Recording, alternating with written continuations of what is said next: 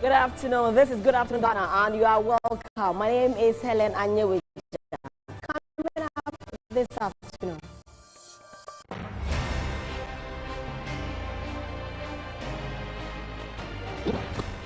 Ministry of Education launches investigation into allegations circulating on social media that placement into some senior high schools can be influenced through bribery. President Mahama calls for urgent reforms to the United Nations and renewed global action on climate change, describing the current system of international governance as outdated and unjust, particularly towards Africa. Also coming up this afternoon, District Health Director of the Nanton District in the Northern Region urged Member of Parliament in their constituency to increase support for improved local healthcare delivery. Stay with us for all the details.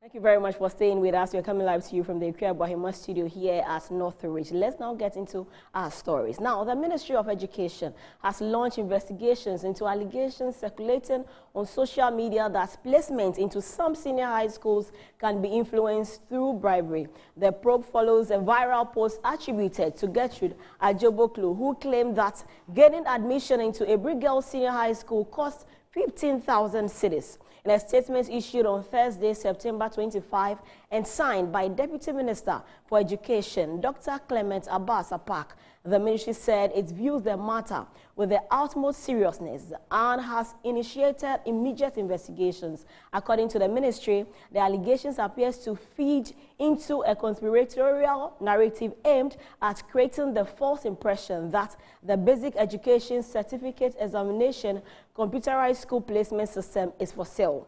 The BECE computerized school placement system is entirely free of charge.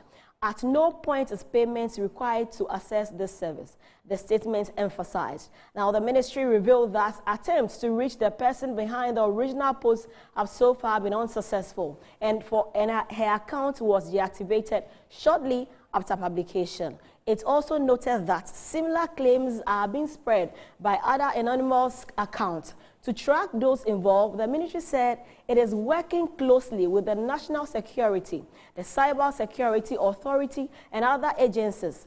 Parents and the public have been urged to report anyone demanding money for school placement. 2 dedicated hotlines have been made available: 054154 8223, 024-490-8957 on WhatsApp. Now, the statement concluded with a call to action. The integrity and transparency of Ghana's school placement system must be safeguarded.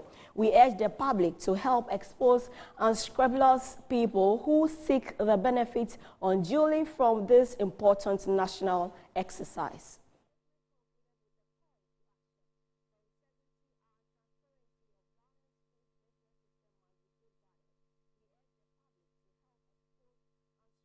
Away from that, President John Dramani Mahama is calling for a radical reset of global health systems, not with more aid, but with African-led solutions. Speaking at the launch of Accra Reset on the sidelines of the 80th UN General Assembly in New York, the president urged the world to rethink the foundations of global development if it hopes to build resilient, sovereign health systems.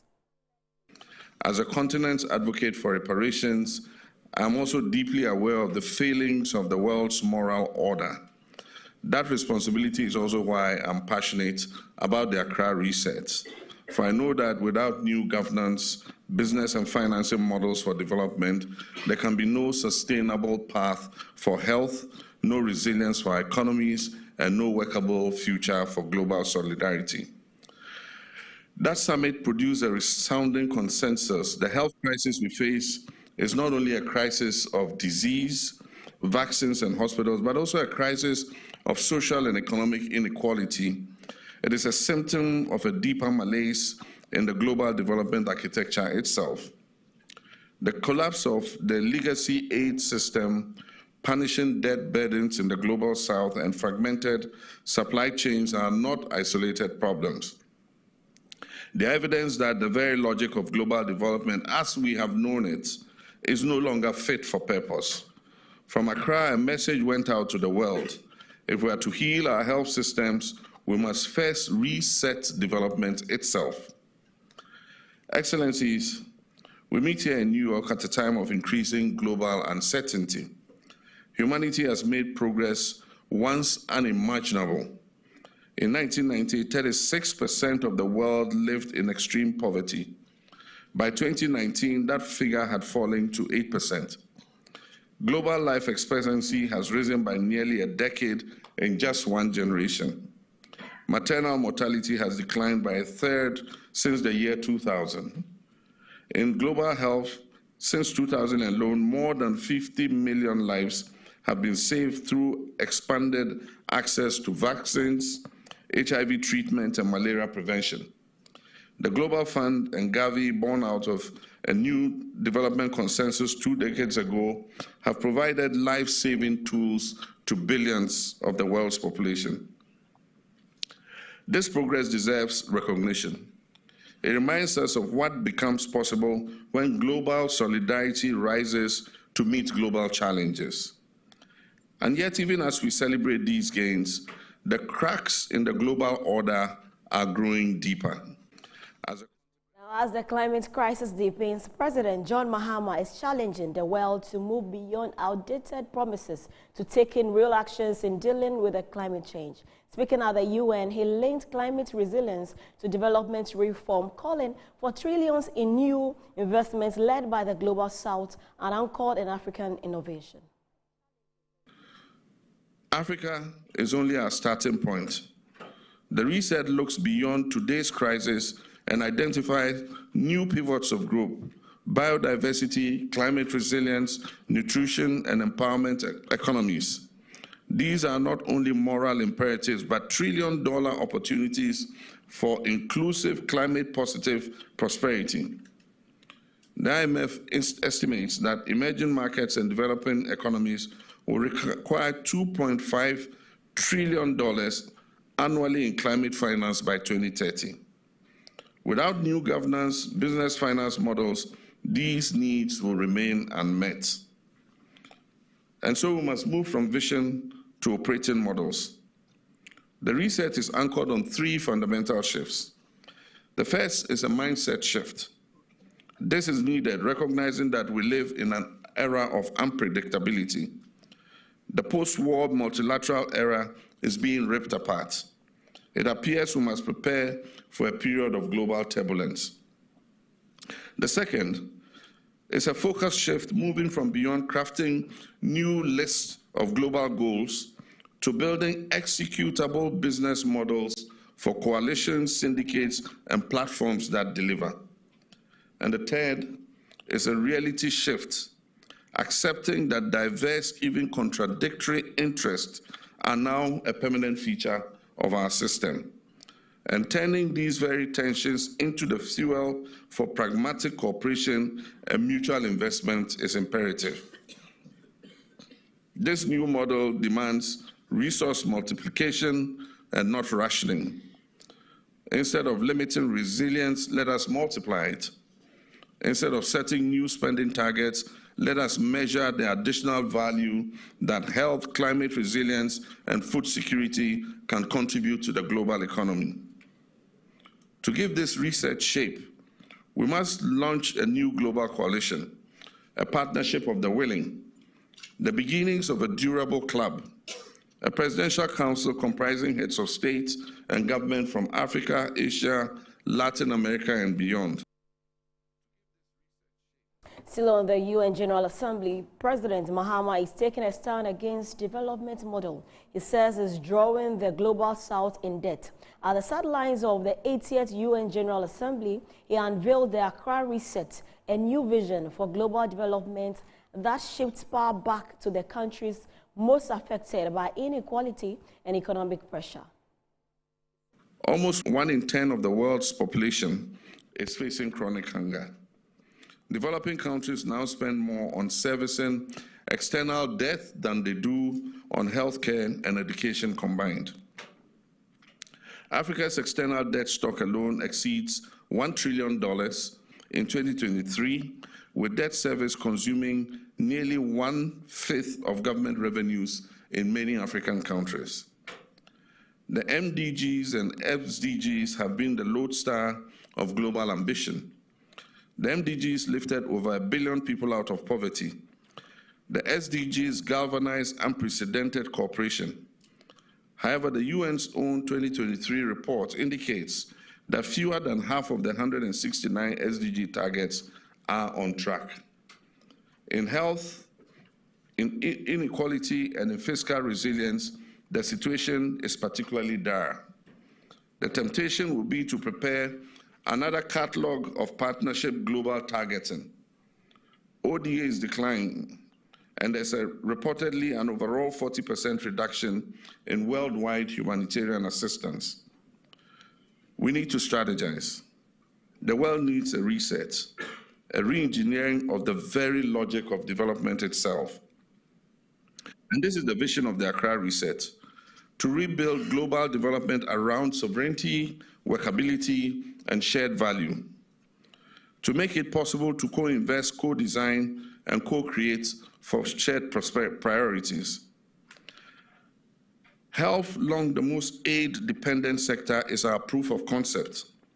Through the sustained framework, the 4D innovations platforms such as Panabios, Prosper, and the African Continental Free Trade Area Hub, now augmented by the Health Investment Multiplier and Synergy tools, along with a new global health architecture and governance framework, we're pioneering models that move from dependency to sovereignty. Already more than $1 billion in reset-compatible pledges from African development finance institutions and private banks have been aligned with a new approach through the pooled pledge and deal rooms arrangements. Politics now. Former Minister of Lands and Natural Resources, Inusa Hussaini, has emphasized Ghana's obligatory to provide 90 days shelter for U.S. deportees, considering the fact that the deportees are West African nationals. The process, he says, does not require Parliament's approval. However, journalist and former board chair of Ghana Airport Company Limited, Paul Ademochi, called on the government to focus on Ghanaians stranded in Ivory Coast instead of U.S. deportees. This he considers a dereliction on the part of Ghana. Both Inusa Hussaini and Paul Ademochi spoke on Metro TV's Good Morning Ghana. And the president was forthright and said, look, this is what happened. We received a request from the United States that they were sending West African nationals to their countries, but they wanted to use Ghana as a transit. And we examined it. We saw nothing absolutely wrong. We believe that we have a duty to ensure that West African nationals dealt with conveniently, and if they come to this country, they will go to their home countries. Those who cannot go will ensure that we get their embassies to buy tickets for them to go. Right. Because of the understanding that the protocol regulates our treatment of West African nationals. Okay. And so this is what we did. Okay. And so, and again, let me state, there's absolutely no monetary benefit. It will be immoral for a country like ours to benefit from the sufferings and plight of West African nationals. Okay.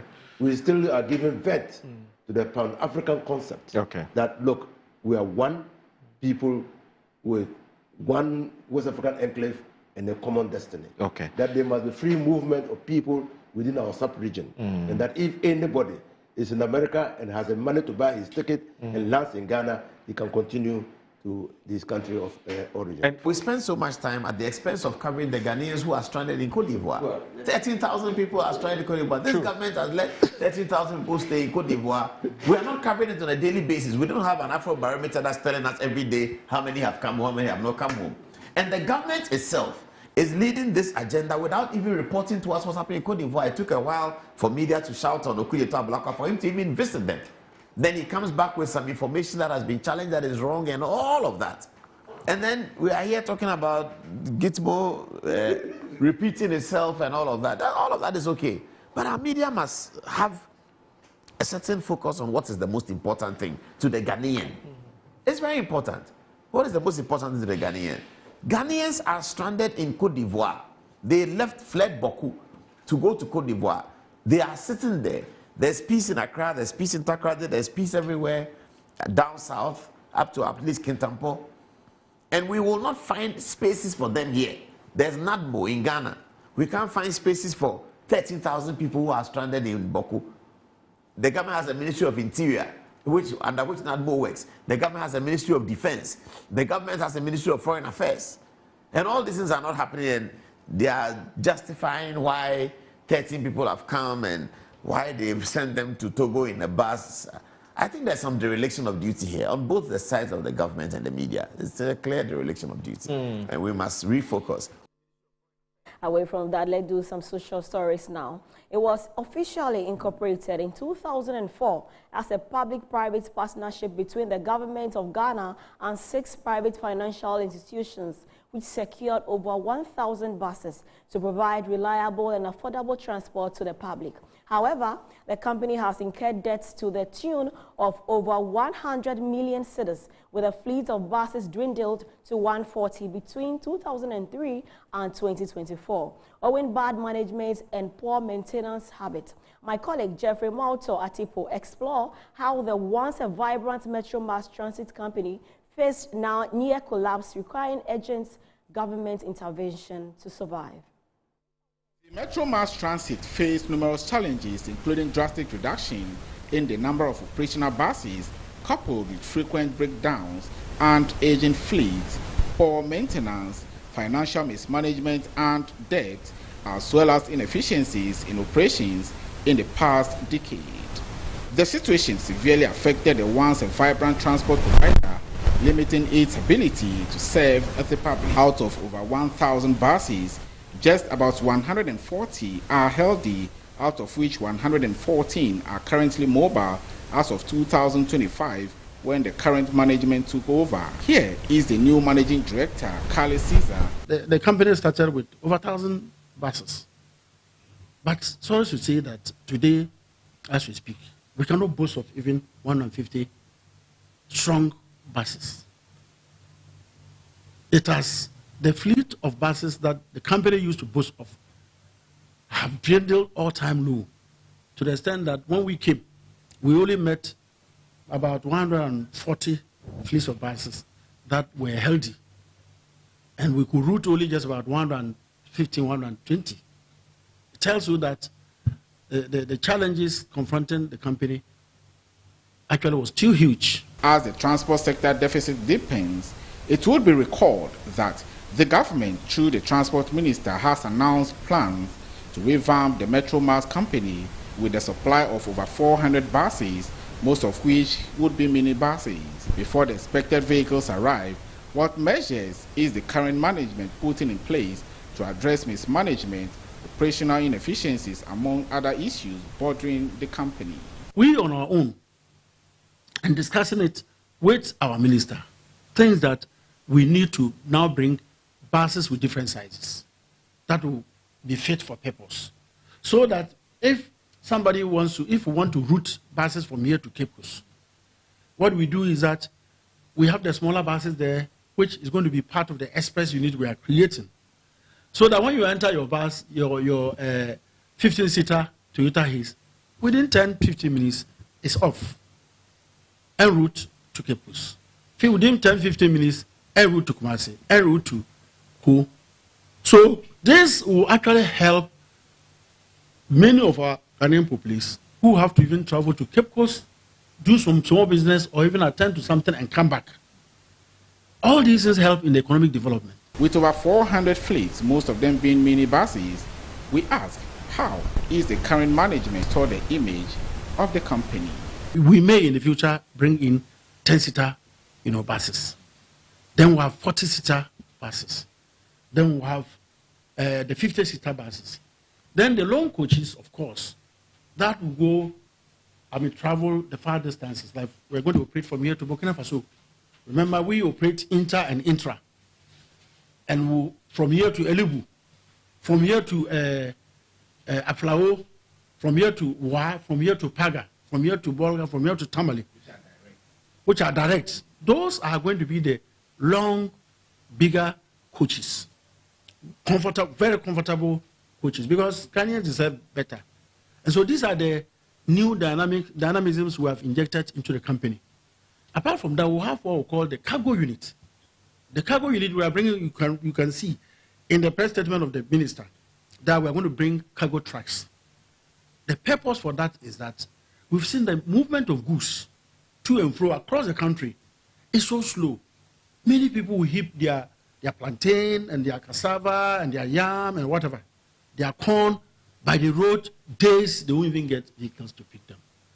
And we have already done this,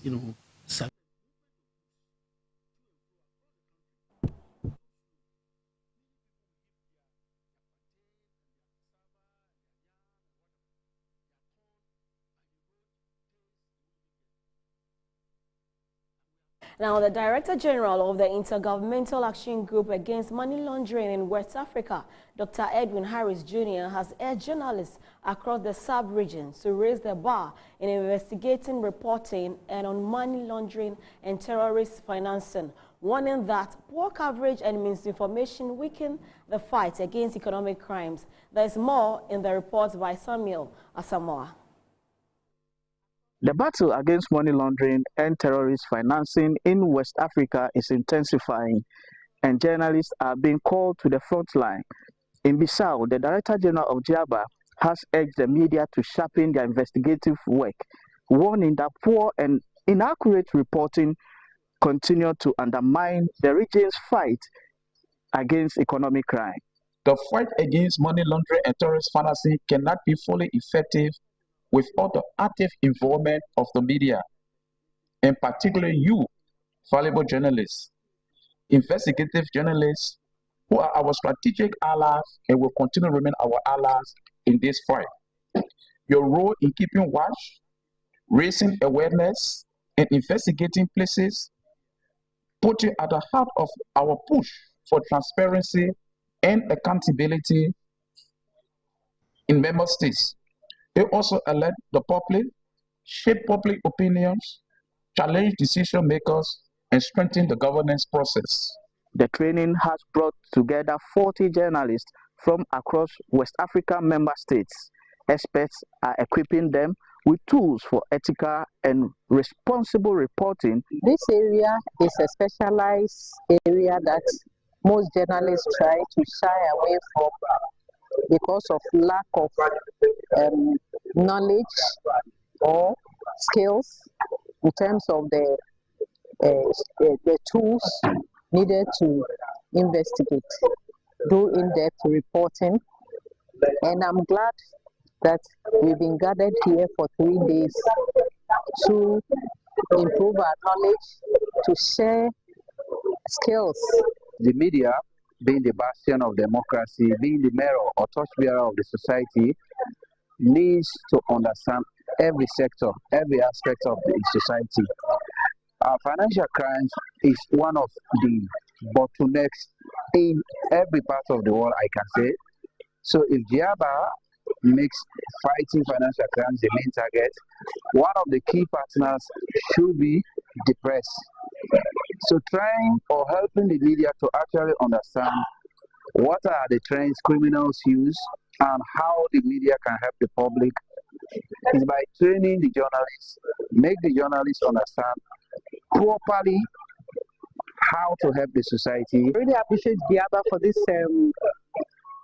opportunity, rare opportunity to come over here to learn, and the facilitators were very nice and they did very well.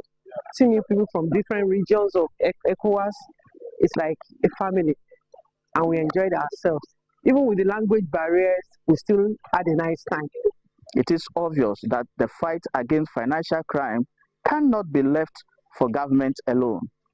Journalists equipped with courage and skills must lead the way in exposing the hidden network draining West Africa's economy.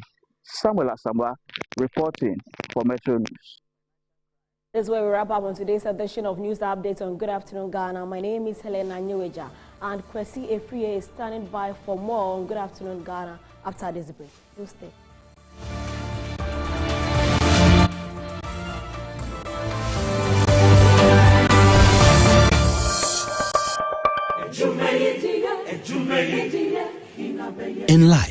Choice is good, but Choice Plus Safety is way better. Your safety and comfort is paramount. Under the cylinder recirculation model, you can buy LPG in a safe environment. All cylinders are inspected and maintained to the best safety standards, so your safety is assured. Just take your empty cylinder to the nearest exchange point and swap it for a filled cylinder. Different cylinder sizes will be available to meet your pocket size. Imagine cooking in a smoke-free environment. This will improve the health and well-being of you and your family. Choose LPG in a safer model of distribution. Cylinder recirculation model. Securing your safety. Creating more jobs. A message from the National Petroleum Authority under the patronage of the Ministry of Energy. You've seen nothing yet. This Big Brother Naija Season 10. It's 10 times the drama, 10 times the rivalry, and 10 times the game. This is certified. No zero, no minus. Big Brother Naija Season 10. Showing 24/7 on DSTV and on GoTV. Gold sponsor, Guinness.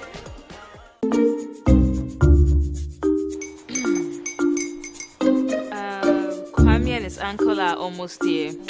Wait a minute. This one too, your friend Kwame. Wait, Kwame.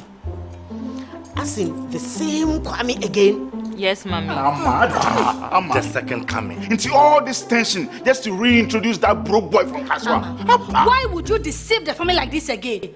Now I understand the whole delay. Troll from Kaswa dear. Why wouldn't he be late? Or be late? Of course.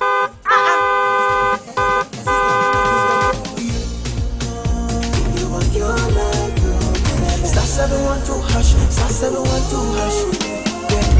You go be the luckiest. Coffee from Georgia be luckiest. From not the cause she be luckiest. Yeah, you go be luckiest. No matter why you're luckiest. Everybody go be the luckiest. That's Kwame! Send your God up boom. If you put it to you, so would the coming of the Son of Man be. Hey! Is that his car? Dial star 712 hash. Choose your ticket. Enter your lucky number. Follow the prompts and let destiny handle the rest. This promotion is regulated by the NLA on the Caritas platform.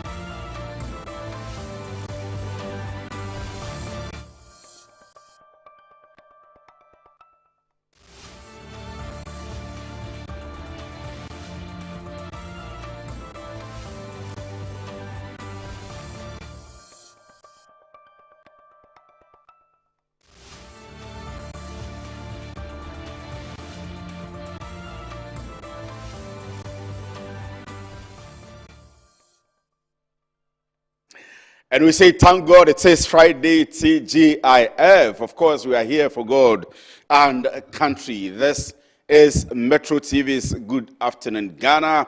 And of course, on a Friday, you will be expecting Ani Ifo to be seated. But I'm doing the sitting in for her today for an assignment that she is on. And once we are here, it is for God and country. We come your way live from our studios here at Rage in Accra. And we bring you the best of news analysis in the entire current affairs spectrum of the country. You want to stay with Metro TV this afternoon. My name is Kwesi Efree. You can get me on X at Kwesi Efree, on Facebook, Chairman Kwesi Efree, on TikTok, Kwesi Efree, anywhere on social media.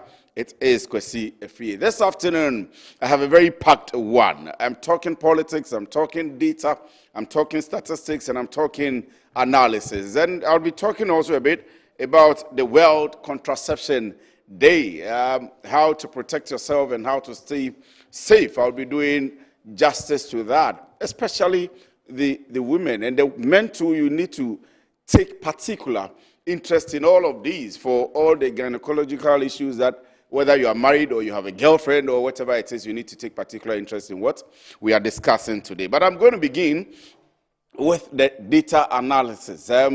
Our venerable Musa Dankwa is already here in the studio. And in this week, from Monday up to today, a number of things have happened. He put up some things, some data, some analysis, some of the reports of the research that he's been doing around the country and, of course, about the performance of the government on social media. Some politicians think that well, he faces that all the time. So once he's here in the studio, I'll be allowing him to do that. But some politicians began attacking him. Some were supporting him. Some were sharing the things that he had put out and so on and so forth. So I have him here ready in the studio. Very shortly, I'll be going to him. He says it is the direction of the country, performance of the president, government, members of parliament, and the governance in general. He had said on his Facebook page, and I'm actually trying to look for it now, that the country generally is moving in the right direction. And some people felt that he wanted to, since everybody listens to him now and watches his face now, he wanted to divert attention from the NPP Yinsure Hunahuna demonstration, the traction that it was getting. And so, according to some of them, he wanted to divert. I'll be asking him what his intent was. Why is he putting that data out now? And then we'd allow him to go through the data. We would listen and learn and then ask him questions based on the data that he will be putting out to us. What is exciting about this afternoon is that would allow him to go through the PowerPoint that he's produced and explain the data so we can do proper analysis, which is maybe devoid of the political sensitization or sensationalism of some people. So does he have the mic on? If he asks, let me welcome him so that my viewers can at least see that he's already in the studio. Musa, good afternoon. I hope you're doing well. I can hear you, but I don't know if the camera can pick you. I just want him to be picked so we can see that you are in the studio and you are ready to fire. But have you seen the concerns on social media? You've seen them? Well, so I'll come back to ask you. Once they keep preparing you, I'll come back to ask you that shortly. I've seen all the things that you are posting on your page on social media. I sometimes consider how you feel, how your emotions are, and how you respond to some of these things. There are times I see you battling, coming back on your feed, responding to some people. And there are times that I see you leaving it as it is. So that's how it's going to be. Secondly, we'll be talking about the new Patriotic Party's presidential race. We have Dr. Mahmoud Bawumia, who is the former vice president and also the former presidential candidate for the 2024 general elections of the new Patriotic Party. He failed at it. He didn't win for the NPP, one of the highest defeats of the new Patriotic Party, but he's put himself up again. So he's picked up his forms, submitted the forms, announced his bid to the whole of Ghana and to the delegates of the New Patriotic Party that he wants to contest, be on the ticket of the NPP again, and that he's promising he's going to win this time around. What do the people that matter in the New Patriotic Party think? We'll be asking this question. We have the Honorable Kennedy Ohene Ejapon also bidding, getting himself up on the ticket, getting ready to become the New Patriotic Party's candidate. And we hear that he's formed what they call the anti-Galamsey, not the Galamsey, we've been talking about Galamsey the entire country. So, I mean, it's on the lives on the man in the streets, everybody here in the country. But the should I say stealing?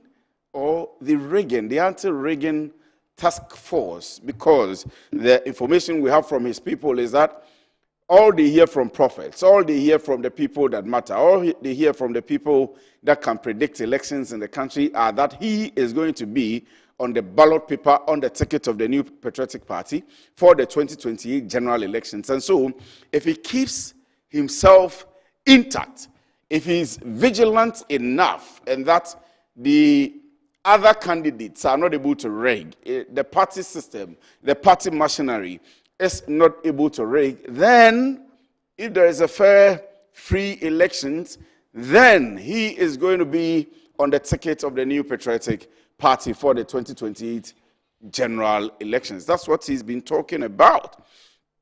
He is also preparing himself. What does the analysts and the people that matter in the New Patriotic Party think? Then comes Dr. Brian Echampong.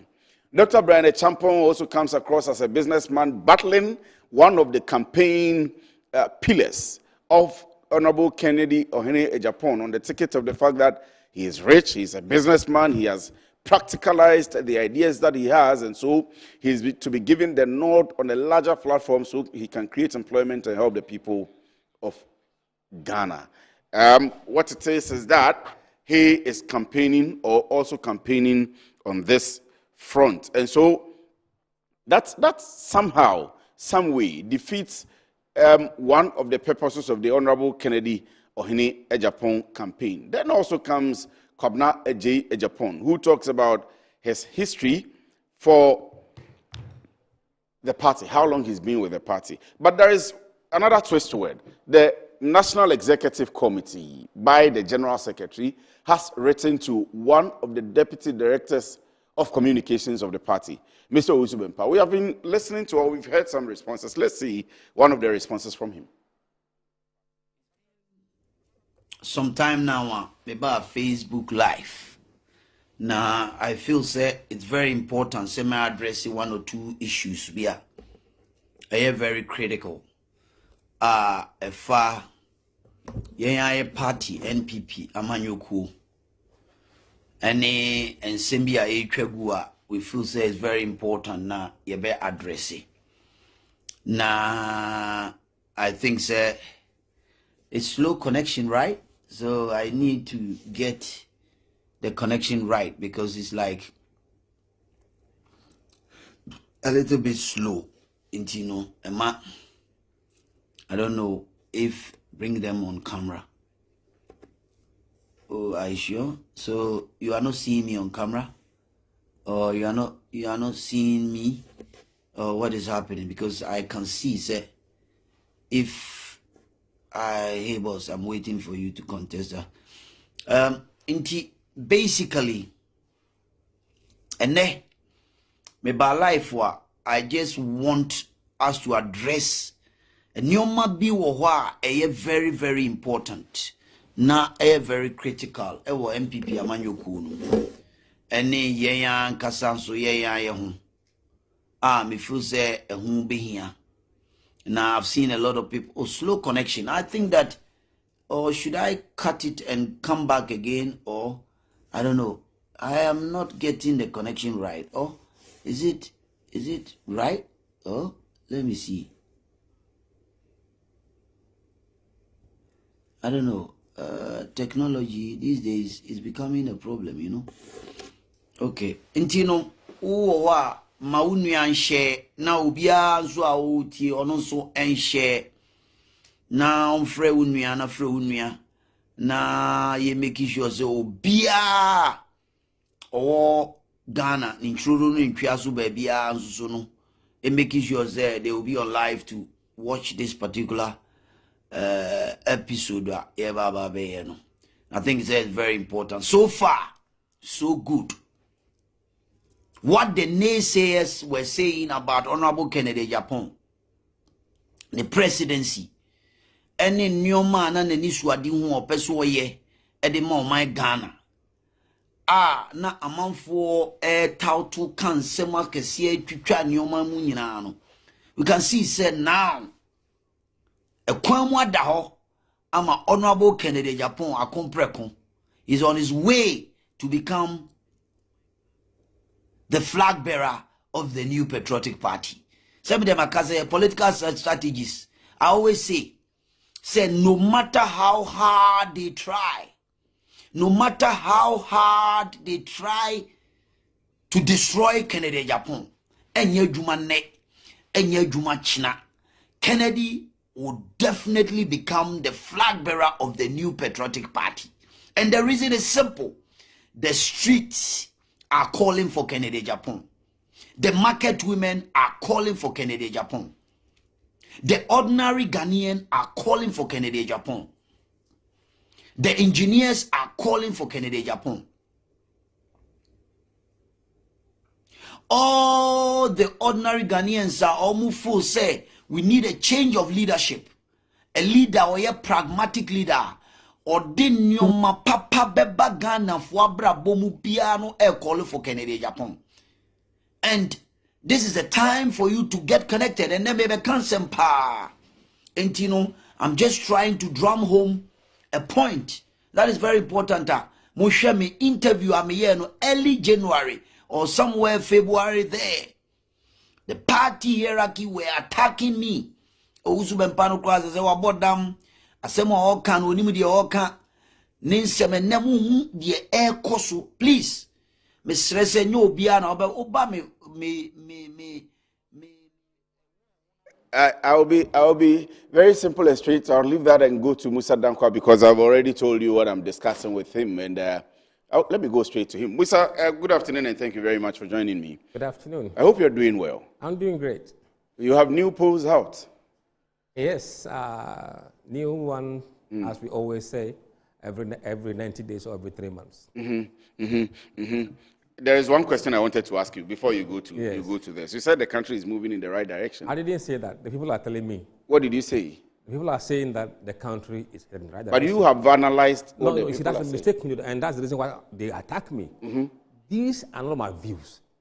These are the views of Ghanaians whom I'm a messenger of. As simple as that. So I didn't say, they are saying, and I'm telling you, people of Ghana. And so what the people of Ghana think is that the country is moving in the right direction. Absolutely. But what do you think?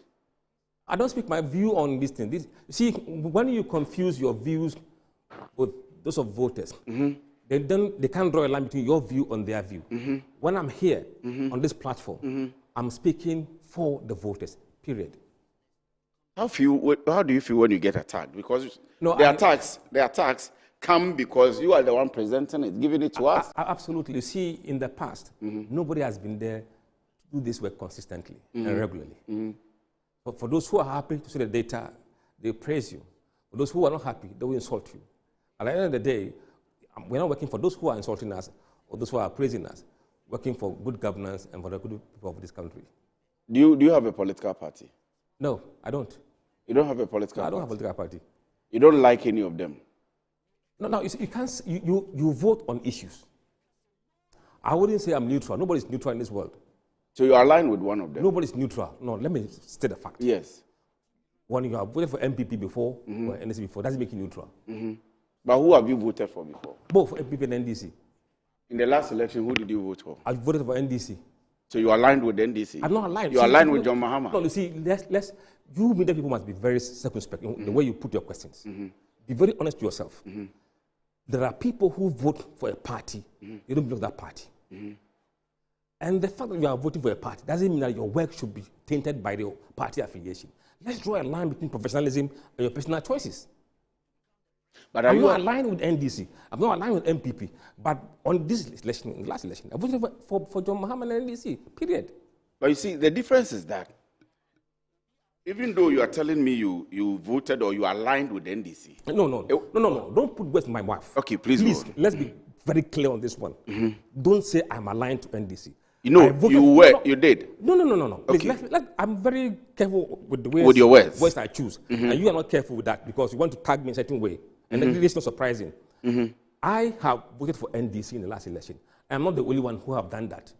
There are millions of people who voted for NDC. And you voted somebody else, but you're not telling us who you voted for. But I'm brave to tell you what I voted for. But I'm saying that, you see, you are credible because with all of the backlash and the attacks, and you even opening up to tell me that you voted this 2024 for a particular party, your data is so on point. And I feel that it doesn't affect you whether... My data doesn't depend on how I feel. It doesn't depend on who I voted for. How do you do that? That's what I'm surprised at. Look, if you're you are professionally trained, I was properly trained in the UK. I don't put my heart in data. My heart doesn't go in the data. You don't massage it. It is my heart. Why should I do that? Because, and you see, I'm putting the questions. It is because we Ghanaians have not been trained to be bold.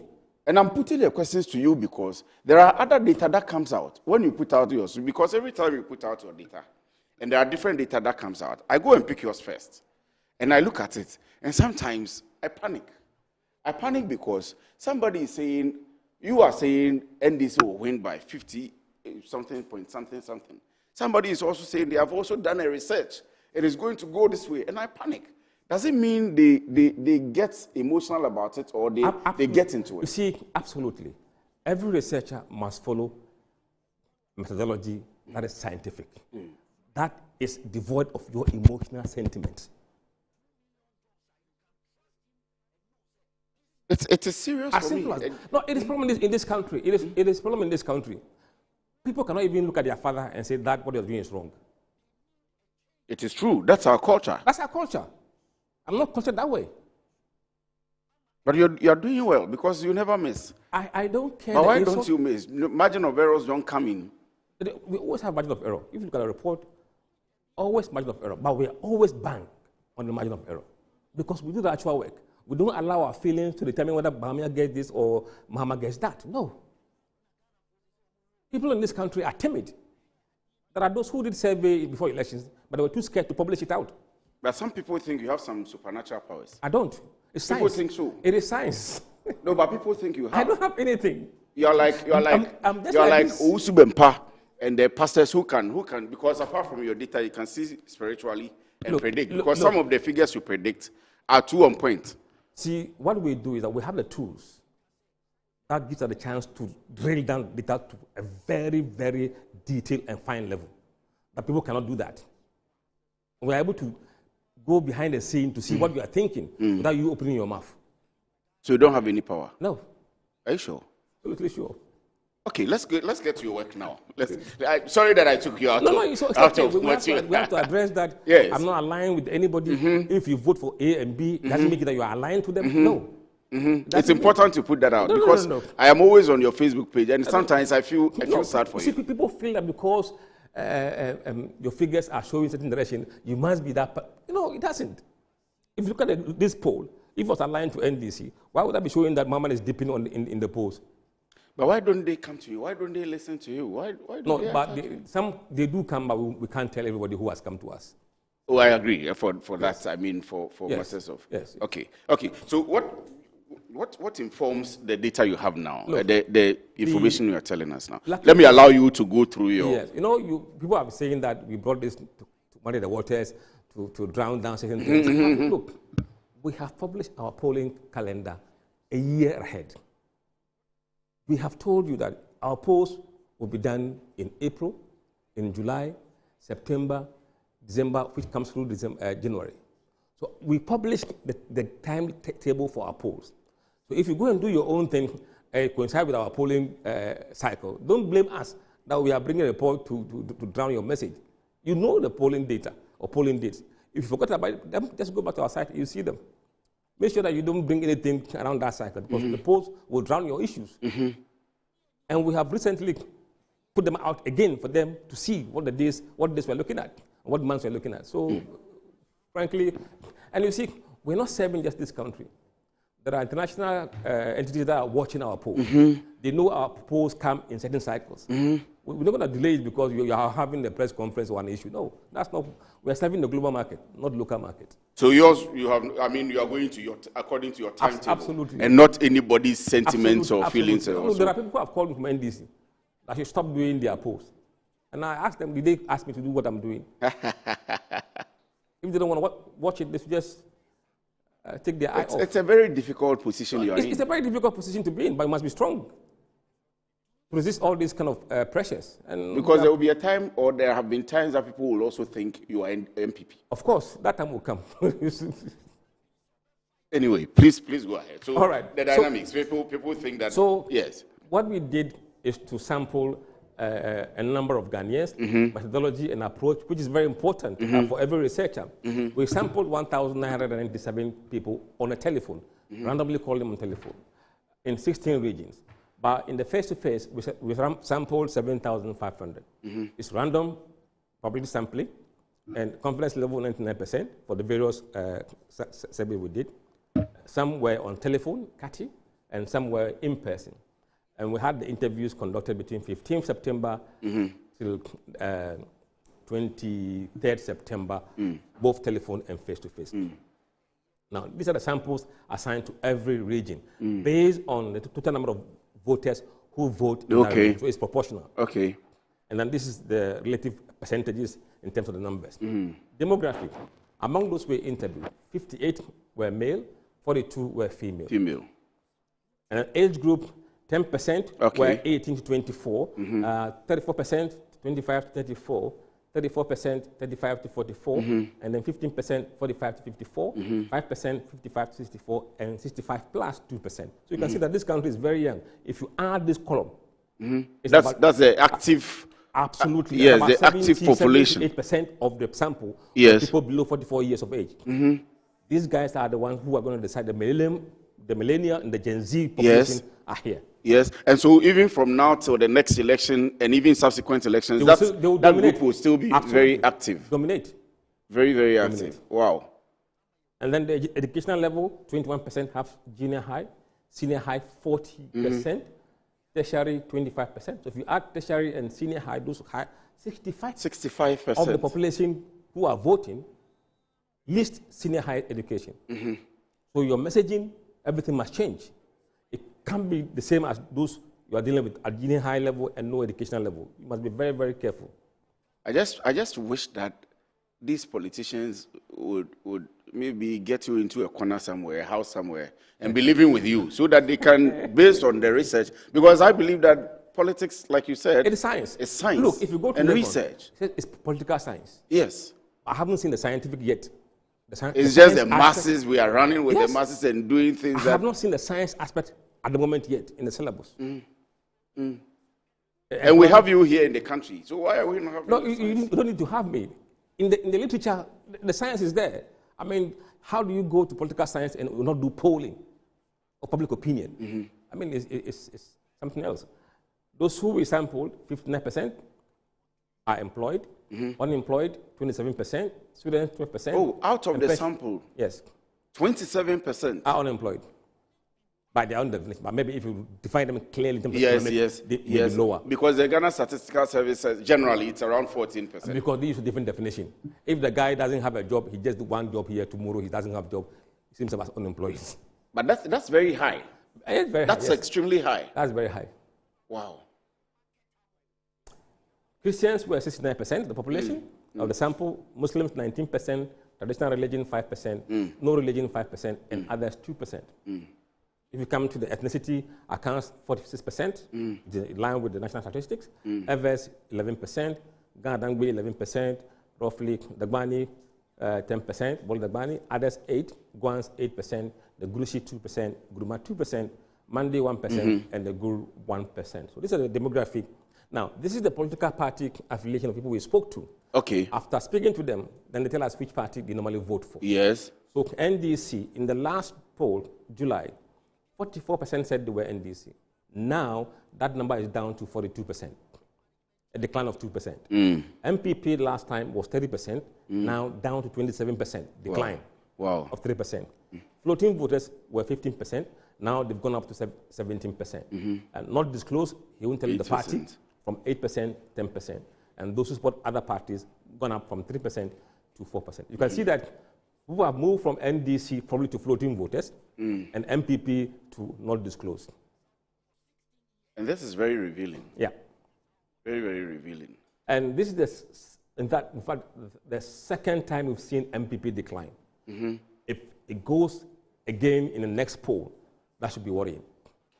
Did you find out why, or will you be interested in finding out why there is a consistent they should go and do that. Decline? They should go and do that themselves. But you should be able to tell them. We shouldn't do everything for them for free of charge. Well, so please go. So, you see that trend curve? Yes. Before the election last year, October 24, MPP were 36%. Yes.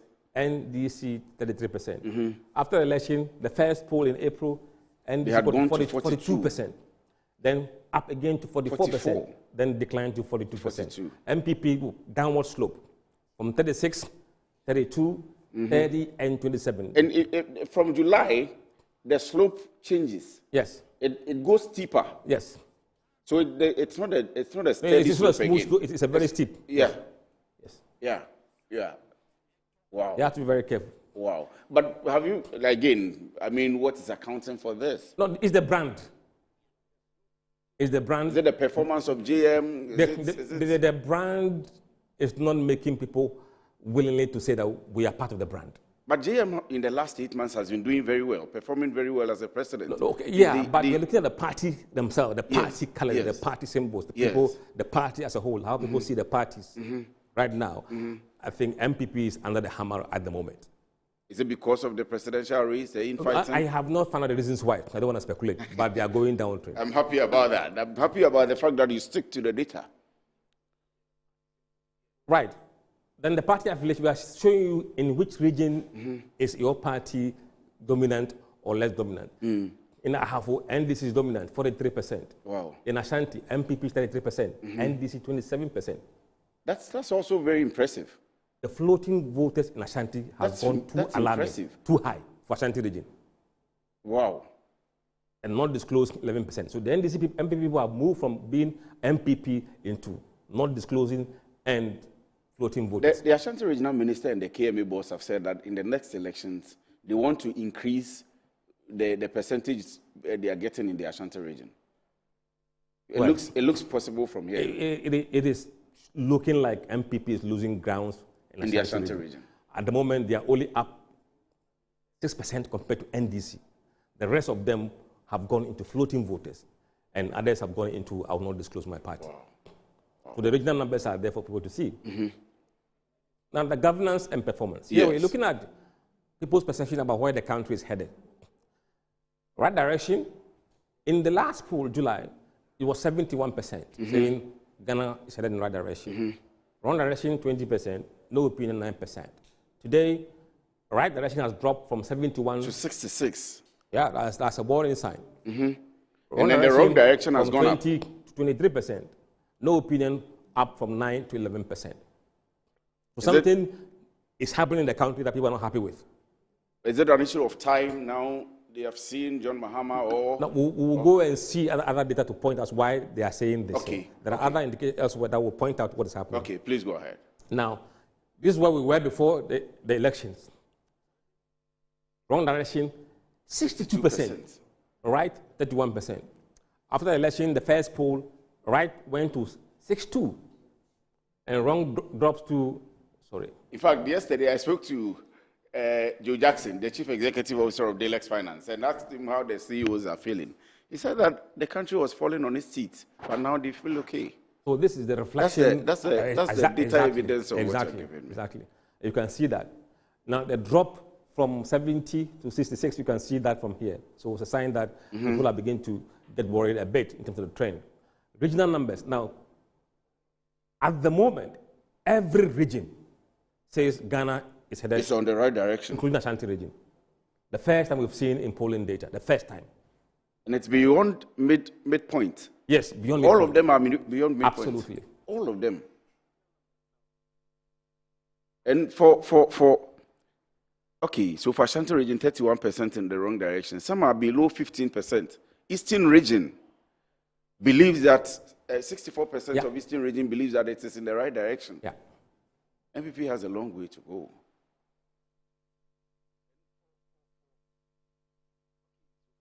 Northern region is 80%. 80%. And then, where? Is it Western region that has no opinion, 21%? Yeah, they don't want to discuss it. Western region are not happy. Just above 50% are saying that right direction. Wrong direction is 27%. Mm-hmm. And also a sign of problem in voter region. Mm-hmm. Mm-hmm. Mm-hmm. Mm-hmm. I get it. That's also quite high. The 32% in voter region is quite high. But this is insightful. And party affiliation of people who say right or wrong direction. Mm-hmm.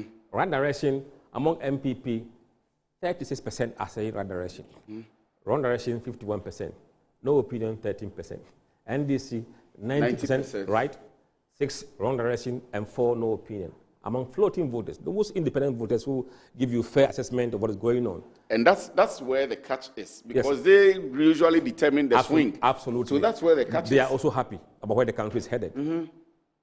So like somebody like Joe Jackson that I said I spoke to, he I think doesn't have an floating voter, and he thinks that the economy is good and it is stable now. And those who say they support other political parties, more than half are saying right direction. And those who don't disclose their party affiliation, 55%, say they are happy the country is heading in the right direction. And obviously you would have some of them who are NDC. And MPP as well. And so the figures... In this data, most of them are MPP. Because remember, those who are saying not disclosing MPP... And they think it's going in the right direction. Yes. So if you come and add NDC's right direction, will obviously now go up again. Wow.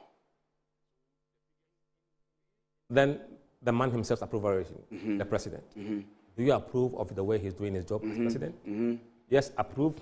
It was 73% before. Mm-hmm. Now down to 67. Drop of 6%. Yes. Disapprove was 19%, now 22%. Mm-hmm. No opinion from 8% to 11%. Mm-hmm. So people are not happy with something that he's not doing or is doing. There is the issue of the Galamsey. I don't know. No, I mean, I'm not speaking for you. I think it is part. Galamsey is part. You can speculate. There is oral too. Absolutely. We'll come to that. I think we couldn't capture Galamsey. Okay. Or we could capture the effect of oral. Oral, okay. In the data that we're going to see. Okay, please go ahead. Please, the time is yours. So you go ahead. He lost. And this is the trend. When Ronaldo was president, approval was 36%, disapproval 59%. When Mahama came to office, approval 66%, disapproval 23%, and then it goes to 73 and 67. So he's still, though he has declined, it's not his lowest yet. The regions as well, look, every region, even Ashanti region, approve of the way he's doing his job. Every region is approving his performance so far. Then MPP people, 35% approve, 50 disapprove, 15 have no opinion. NDC is 91 approve, 6% disapprove. The floating voters 65 approve and 20 disapprove. So largely everybody is happy except MPP voters. But that's their job to do, to oppose everything. Now, please go ahead. Now, the government's performance. How do you see the government as a whole? How have they performed? Yes. Excellent was 19, now it is 18, drop 1%. Very good or good, it was 61% before, now down to 54. Average was 10, now it is 12. Poor. Yes, exactly. Poor was 11%, now up 16%. So you can see that things have happened in the past months that has impacted the government performance negatively. We'll find out why and where that's coming from. These are the regional numbers as well. Where, look, Ashanti region, very good or good, 50%. They're saying the government is doing very good or good. 9% say excellent. Very poor, only 21% Ashanti region. Ashanti region. Even though it's the highest. I think that the government and the NDC government, let me put it that way, still has some good hold And can work with it. Well, it's up to them. Then members of parliament. MPs, yes. How would you rate the performance of your member of parliament? 15% said they've done excellent.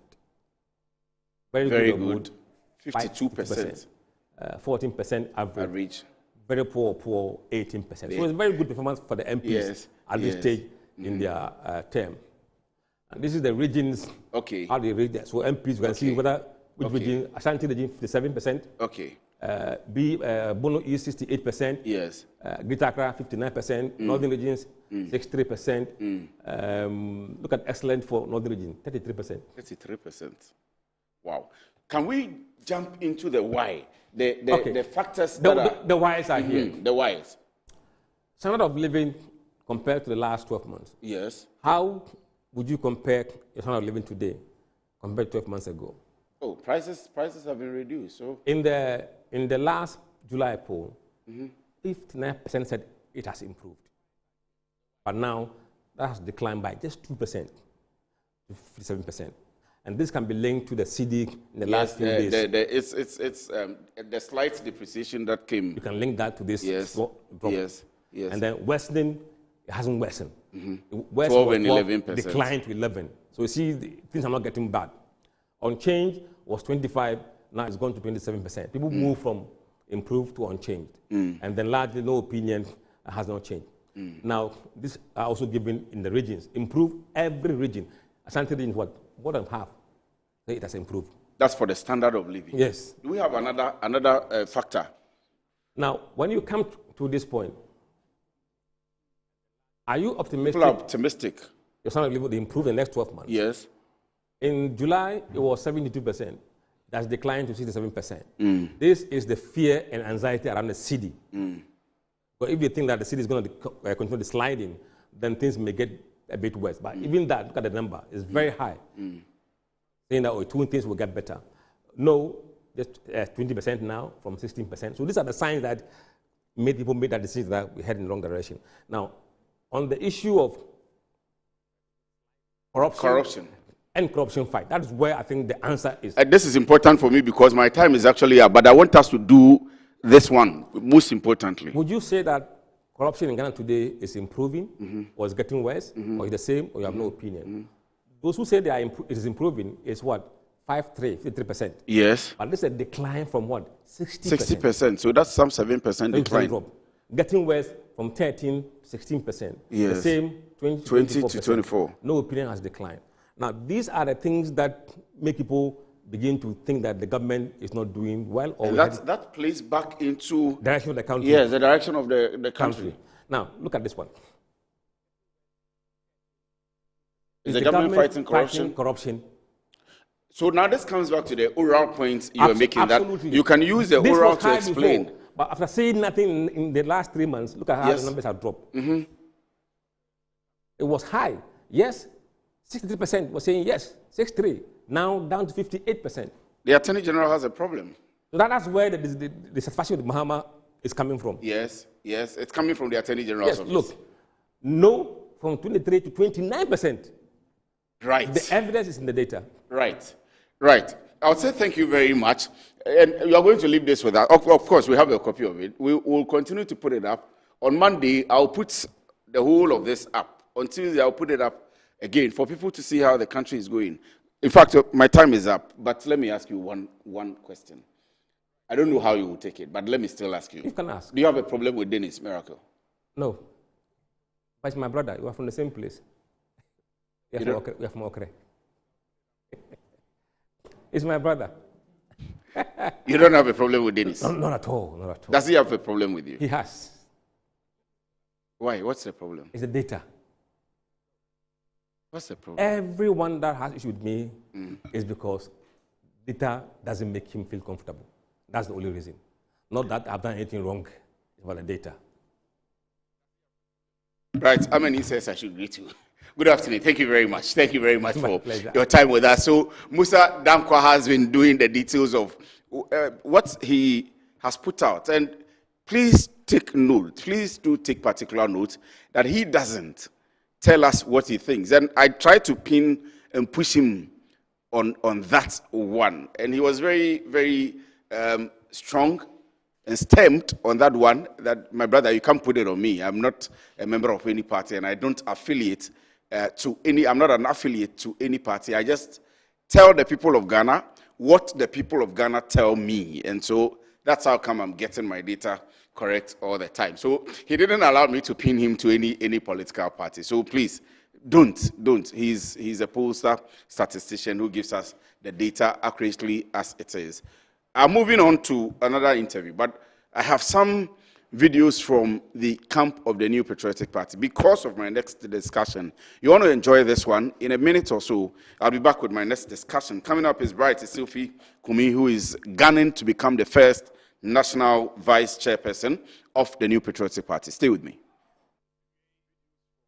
Papa, say me hu party mpanimfo bebre a enkatete no anka ehia se ya enkomo mmabi ana me boa me constituency ankasa me hu former vice chairman for ne former deputy women organizer for ne mpanimfo bebre former regional secretary anka ye constitution dada ne de ye adwuma enka omo mahabi munu yakuma me gina monim ha sei enche bia na party ka say ye beko conference ewo Legon na yakohwe nsakraye kakra wo constitution ni mu enti eku a party ni na yete nipa be nso a party ni te no munu yakuma na meka ho bi ye chin ko Ghana constituencies be 276 any party mpanimfo di nkomo se nsakraye be ne yenye wo constitution ni mu nsakraye ba ko na ya yenti a wo abaye ba betu you kan bi wo ochina onye executive nanso party chiradwen aba be chire bi eni say ye bie mu say former executives yem form nkan ye ni president Kufuor ko di nkomo Nana Dodankwa ko di nkomo Dr. Baumia ko di nkomo Nkofo bebre ko di nkomo asori dem ana say asori asase so na yigina yi me nkan nitro metumi atene me nsa e wo Nyankopon ni maka chiro say nipa ba ko a odi mu akotini nti ene wo former executive wo tie bi no ono ni Dr. Mahmoud Baumia oti ase yi nti do kia da wase wadwen pa wo de bae ne na aboa ma yenyina before okwe report no bae me kan kire Nana Akufo-Addo na ye wo meeting mo enye me ne no nkwa me ne no nkrofo bi ena ye meeting ena ye di nkomo ye say we ewo ho boku wo ho ye say we Muslim ene we ni nyina na ye di nkomo hwe reasons are ena me kan kire Nana Akufo-Addo say papa media ye nhwemu a okwe report ye eba ena omuka se Dr. Baumia uye kramoni nti anase mampusi kusasi nti na ye ulusi abano media mebe step it down me nkopio sana me kanchire me papa Nana Akufo-Addo me ka say because me pese me family interest ahead of the party. The party's interest must always be ahead of me. Say, because of the party, I will sacrifice any ambition if Mekwa Yebelusi. But Okwe report nebaye, Ashanti report nebaye, Conrad Adenauer Foundation report nebaye, Ninyina by the same conclusion. Religion, tribe was not a factor in the 2024 election. Na niema buo akosoropa. From 2022, COVID impacts no Ukraine war and COVID. Ema niema buo ekosoro. 2024 election. Mungina mo kai se na ye kase abdia esi no. Na niema buo ekosoro Ghana henyina eye COVID na ebaye ema nipa niema buo ekosoro any Russia Ukraine war yeka saade no omampanyi Mahama ne NDC omoka say ye twantro omo say COVID insan nimu at all enya sa no omoka ye omo say economic mismanagement enya sa no omoka ye say COVID enye a factor.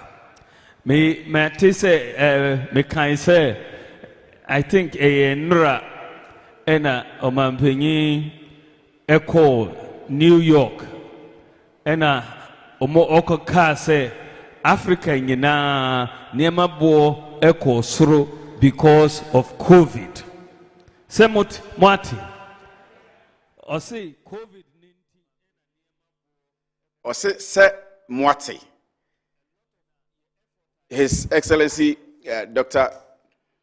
The former, I'm trying to identify him now, whether I should describe him as a former vice president or I should describe him as a former presidential candidate of the New Patriotic Party or somebody putting himself up again to become the candidate of the New Patriotic Party, Dr. Mahmoud Bawumia. So he's on the campaign now in the Eastern region talking to people to vote for him in the 31st January elections, which is coming up for the MPP, the primaries for who to lead the party.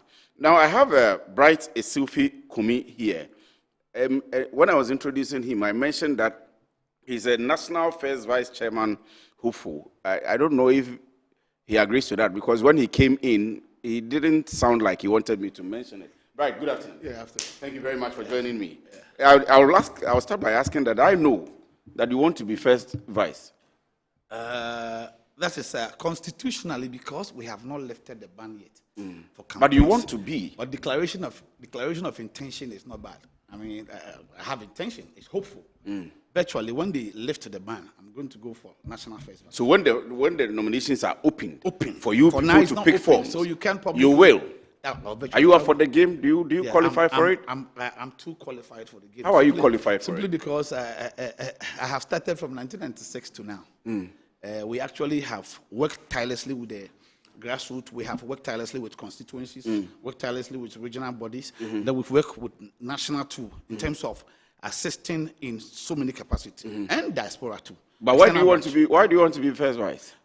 I want to be first vice because I just want to bring some kind of activation into the position. You know, it looks as if our national first vice, sometimes we don't even know them until somebody puts a microphone. So this is a bad example anyway. This is a bad example from me. I'm giving you an example. Oh, okay. You want to have the current situation where Chairman Stephen in team is not feeling very well, and so Bute has to.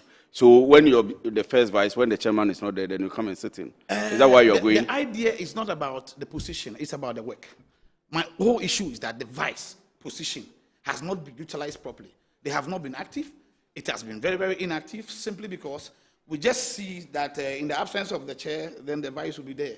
There are no spelled out assignment for them. It is just a matter of they are there, their responsibilities are not there. But we have three. They could be assigned for certain responsibilities, specific responsibilities, to build a party. Like we have a lot of gray areas with the other positions that the vice can come in, overlapping, because they are just there. Three. Tell me their assignment. There is no descriptive responsibility stated somewhere for them. Some people think your entire executive structure is in tatters now. I would say, like national, or you talk about national, from national to regional. The entire executive structure. There are people on social media calling for a total overhaul of your executive. Oh, resignation. Total overhaul. I also agree. You agree with them? But we cannot put all of them together and assess them. Now, my problem with national executive position is, you see, we don't have any kind of performance indicators to even assess them. When you are done, what did you do? If you're a national organizer, what were you able to achieve? You have to win the elections. If you don't win the elections... It's based on the things you promised before coming to that particular position. But of course, where can we make those references? That the general secretary said, when I come, I'll do this. Or the chairman said, when I come. Your KPI is to win the elections. You want to be first vice. Your KPI is to win the elections. My what? Your KPI is to win the elections. Your objective is to win. You see, my issue is not about assuming position. My issue is about the current trends, what we have right now, and who we need to solve it. I have not seen any executive actually coming out with a plan. Let's assume this. Now, we went for election. We have lost our brother. Now, we are back. There are supposed to be reviews and information spread to the respective constituencies, the regions, and everywhere. Nobody has information. We just lost election. We are all back. We just went for, what's the name, Akotia. We lost. We came back.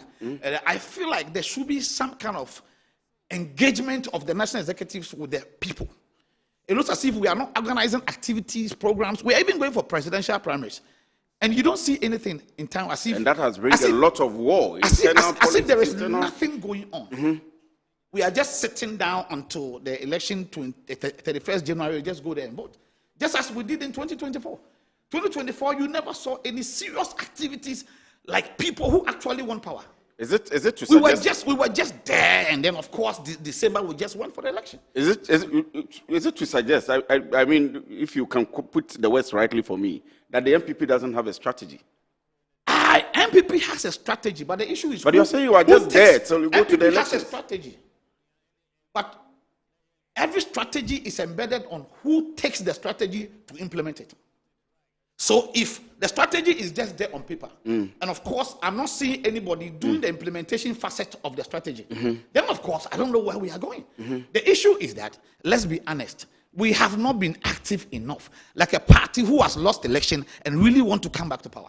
You have not been active No, I'm not seeing any activities. Tell me, do you have any activities going on? Like we are organizing, visiting constituencies, touring everywhere, trying to really talk to them, or whatever it is. The presidential primaries is taking center stage. Oh, the presidential primaries is taking center stage. Personally, I don't support the presidential primaries thing. Coming before fixing the party. At the 31st January? No, I don't support it. Why? Why don't you support it? You see, I believe that a country that has gone for war, just came out of war with injury, should fix the country first before appointing ambassadors. If I appoint an ambassador to the US, and of course, still my country is not fixed. We just came out of war. Of course, the ambassador is going there to represent what? I don't know what the ambassador is going to represent. You see, parliamentary and the presidential is not part of our party structure. The party structure starts from polling station, it comes to electoral coordinators, comes to the constituency, comes to region, comes to national. This is the structure of the party. And you only build a formidable party with all structures in place, unity established. All of us review things, make the party formidable. Then we think of appointing somebody to go into governance to lead on our behalf. But the National Executive Committee believes that the party is disintegrating based on people's ambitions to become the ambassadors you are referring to. Okay. And so let's appoint the ambassadors. When we get the lead ambassador, we can come back to restructure the party. That will be a big error. Let me explain to you. But that's the rationale behind practically in politics. Party folks are sponsored based on a person's interest to contest a position. If I say I want to go for presidency, people will begin coming to me for school fees. Yes, I agree. People whose wives are pregnant. And those things encourage activism in the constituency, because if Honorable Kenneth Japon knows that we have not yet gone for the presidential primaries, Honorable Brian knows it has not. His Excellency Dr. Baumia knows that we have not gone. You know what will happen? They will all be struggling to get people from the constituency and the regions. So they will sponsor them, right? It makes the party also get resourced, because we have options of resourceful people to actually support us. Now, when you go for the presidential primaries too early, and now we select only one, if you're not careful, out of pain, out of failure, lost, some people will say, you don't want me, you want my money. Then we are limiting the resources given to only one person. And if you are project from us, a tree cannot be forest. You need a collective effort. And so I feel like we should fix the party. The party requires some fixing. We just came out of war. So it is important we fix the party by all the elections at the police station level. We should run proper elections, not just appointment. You have even been losing by elections. You went to Ablikuma here. Because we are still sick. When you are sick and you are treating yourself, you are not too strong. We all know we lost, let's be honest. But the idea is that I believe the presidential thing can hold on. Let's fix our party. Let's fix our home. Once we have fixed our home, the rest of it is easy, because it is the team that we have formed that will go and fight to actually select properly. Now, those going for the presidential primaries, there are 3, right? Dr. Baumia. In fact, we are more than 3, but the top ones are. Dr. Baumia is Dr. Brian Champon. He has had the opportunity to go to every constituency in the past. He has been able to establish his policies, his programs to all of them. They have understood him. Honorable Ken has also done that, because he went for the primaries the other time. Brian just joined. We have 275 constituencies. Will he be able to attend to all these 275 constituencies from now to 31st January? Let's count the number of days we have. He may. Oh, but he'll be rushing. Yes, and he's yes. new. And his policies might not sit for politics and politicians, you can do I am saying that. 2 or 3 meetings in a day. I don't want us to make a mistake of choosing the wrong person. Yes. So it requires time for them to prove to us. We need to give them time to prove to us that they are competent enough to lead this country. We know they are competent. Dr. Baumia is good. Honorable Ken is good. Brian, for me, my interest is how the party will come back to life again. But electing a presidential candidate is not a priority by now. Your party went on a thank you tour. There are people who think that you haven't really accepted the kind of defeat you were met with by the people of Ghana.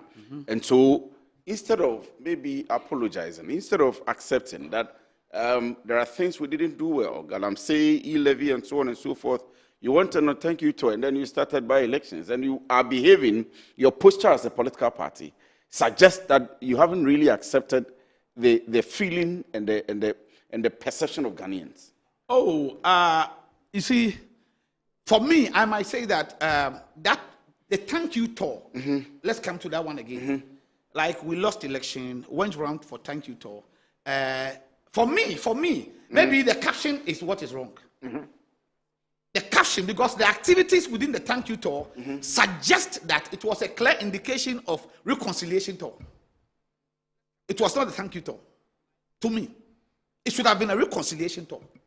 Why? Explain to me. Because let's assume that I am your father. Yes. And of course, you said I should go on top of a tree, get some fruit for you guys. You put the ladder there. I climbed the ladder. I went up. When I got up, I brought another guys to come and sit on the branches. When I take the fruit and I throw it, it doesn't get down. Some guys who are the branches were chopping. Yes. Oh, okay. So now we decided that if you will not give us some of the mango, we are removing the ladder. And you remove it. And our father came all the way from the top to the ground, broke his legs, got a lot of fracture on him. This is Dr. Baumia you're referring to. Oh, no. I mean, you are citing your scenario, but we can make so inferences. So once our father is injured, yes, he is supposed to come to us to ask us, oh, I know I didn't do some things, yes, but the way you guys did it, whatever. So let's sit as family and come together. We call it reconciliation. Not thank you. I will not thank you for bringing me from the tree to the ground. For your legs to be broken. Yes. And your and wings of to course be broken. I come to thank you. Thank you, my children, very much for breaking my leg. But you want to climb the mango tree no, again? No, but the issue is that you want to climb the mango tree again. We are the ones going to bring you the ladder. No, but I'm saying so that. So if you thank us, we I'm saying that now ladder. we have 4 of them going for the the primaries, and of course I believe that whilst they are going, we are giving all of them the ladder too. As a party, I intend to go for a national position when the door is open. My time is. I will not sit here and then say I am for Dr. Baumia, I'm for Honorable Ken. But some of them are declaring. We just played the Usubempa who has declared for Kennedy Japan and is fighting the national executives. The party is already injured. Though. Are you aware? Yes. We are already injured. If we start declaring I'm for here, some of us who are supposed to be leaders, for others who follow us, we can't be declaring like that. We need to bring all of them together, tone down the insult from one angle to the other, because after the presidential primaries, we are supposed to come together and work towards achieving the 2028 goal. So, to me, I feel we should give all of them the support. But those who are leaders, like you have Honorable Afenyo Markin, then or you have somebody who is so influential, when it comes out to say, I'm supporting Honorable Ken or I'm supporting Brian, you know, the tension that follows it. Any other person can decide to declare. But there are certain people in the party who don't have to. Like General Secretary, I mean, my friend. Kodia hasn't. Kodia can never come out and say openly, because now he's like the father. he's the CEO of the party. Yes. So end of the day, he decides what happens. Because of his position, he cannot come out to say, I support this person, bring this person. I'm letting you go. The idea is about unity on the ground. Do you think the current executive body is defective? The current executive body, honestly, I would say not quite effective. Because I have It is not quite effective. They did see, from the public look, they did not do the job they were supposed to do. If we lost all this number of seats, if we are still disunited and we are not able to fix that unity issue, effectiveness within the national executive cannot be. It could be about almost 25%. Oh, you will give them 25%? Yes, I'll give them 25. That's highly but effective. 25 because I have not asked them what made them ineffective in making us lose all these seats. Because I have not asked them. It might be the resources lack. Somebody did not do his job. But you can't put all of them together. Some did their job. Why are you not contesting for organizer or any other position? I went for national. First advice is almost still an inactive position. I went for national youth organizer before. I went for organizer before. Of course.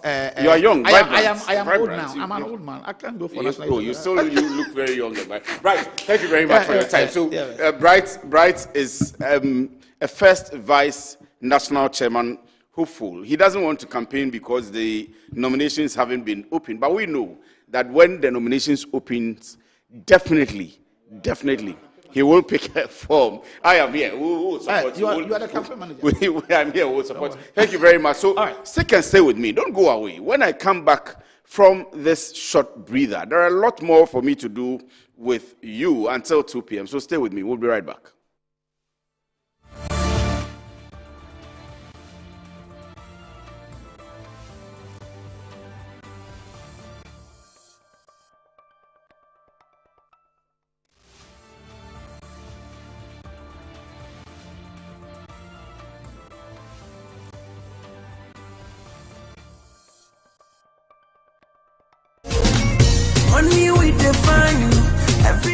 So congratulations to you and everybody that won on the bonus ticket. Okay, yes, we hope that next year you get on the luckiest again and win bigger than you won this time. Okay, so congratulations. Yes, wow, from the luckiest to you as one of the winners on this ticket. So congratulations.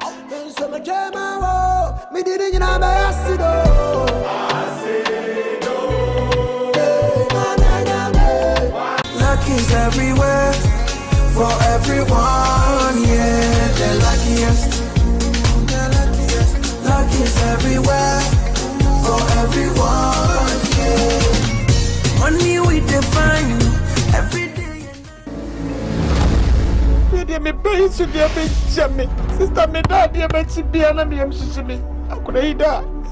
Me many tears, some of them is a kind of set. You made us to take it. Sika, sit down to the moon. Did you see a moon? Baggy the one there. So what you say bag number? One number to show. Wow. That's a minute one for you, Banana Solio.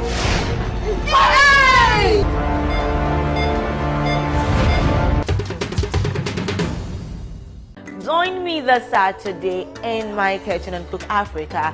With me in the kitchen is Dr. Emmanuel Jima Amankwa, the CEO of Rate Medical Center. I think doctors in Ghana care about money more than the lives of people. What do you think? It's important that the first thing that when a patient comes to you is their health that you should think about first. You have to make sure that there's maximum benefits. So these ethical values is what we look at. So if you don't have empathy, you don't have the ethical values, you can't even be a doctor. It's like you are taking me back to medical school. And guys, he's cooking beef sauce with rice.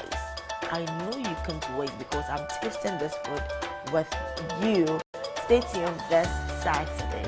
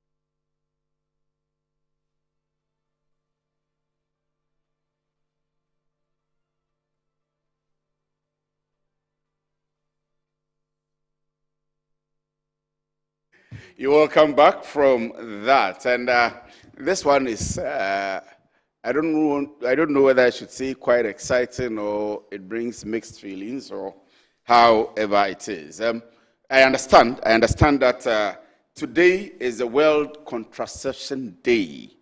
And everybody should keep with us. Take your time and listen very well to this conversation. They say your body, your choice. And I'm wondering why that theme or why that tagline. Well, I have in the studio here Beatrice Adobia Walker. Beatrice Adobia Walker, who is a senior midwife at Marie Stopes International. They promote lots of self-protection, contraceptive, reproductive systems, how to keep your reproductive systems and so on and so forth. I hope I'm right with what you do at Marie Stopes. But you're welcome anyway.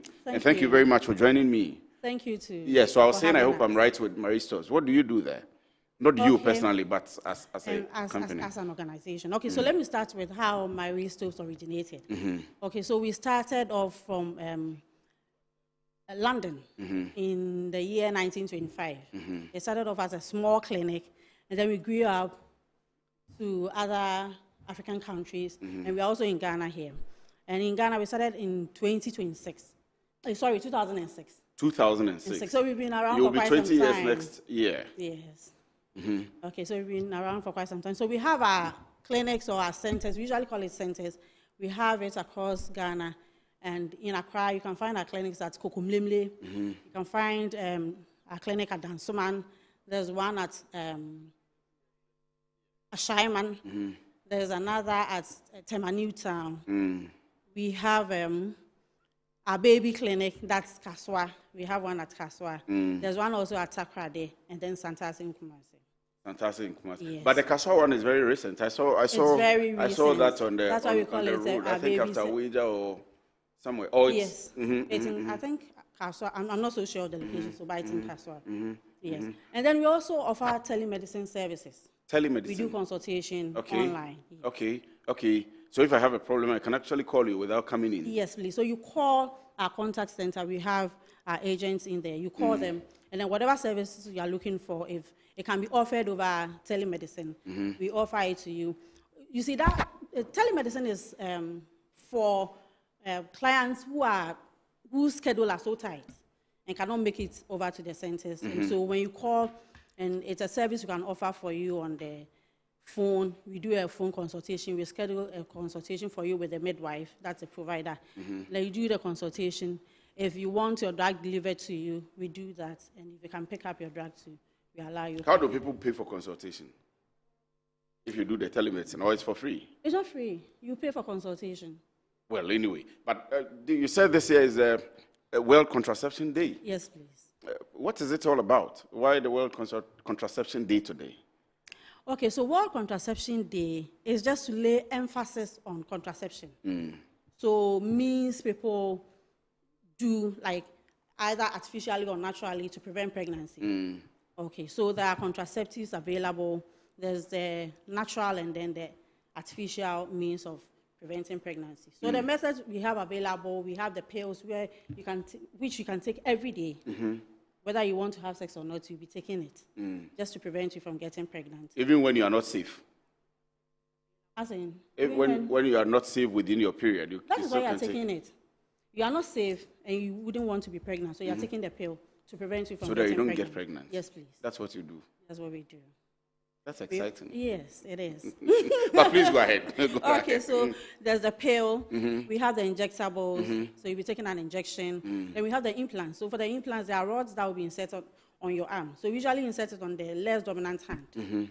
So if you are a lefty, we insert it on the right hand for you. If you're right-handed, we insert it on the other hand. So there are two types of that one too.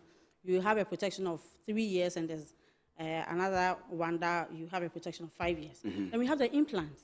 The IUDs. So those ones are inserted into the uterus. There's a hormonal and then the non-hormonal.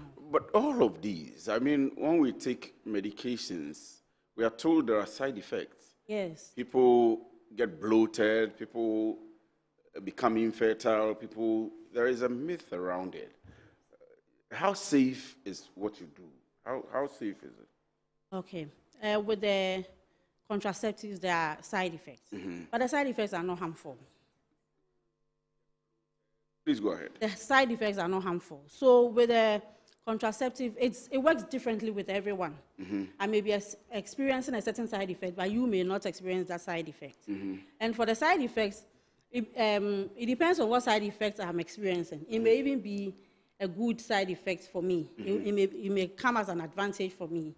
So there are some methods people are saying when they are on, they gain weight. But with the same method, others are also saying they are losing weight. So for somebody who has weight, it will be an advantage for that person who is losing it. And there are some too who are gaining and they prefer and will have the advantage of. Okay. Again, you prevent pregnancies.